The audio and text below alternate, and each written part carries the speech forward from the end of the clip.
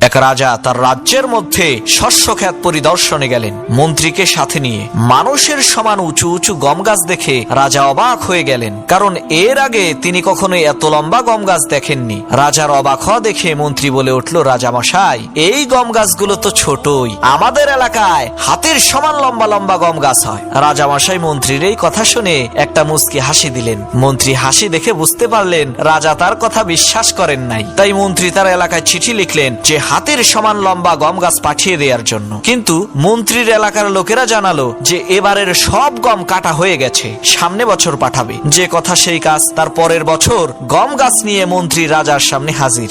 রাজা বলল, এগুলো কি? মন্ত্রী বলল, রাজা মশাই, 1 বছর আগে যে আপনাকে বলেছিলাম আমাদের এলাকায় হাতের সমান লম্বা গম গাছ আছে, আপনি কথাটি বিশ্বাস করেন নাই, তাই প্রমাণ নিয়ে এসেছি। রাজা বলল, মন্ত্রী, তুমি কেমন কথা বললে যার প্রমাণ দিতে 1 বছর লাগলো?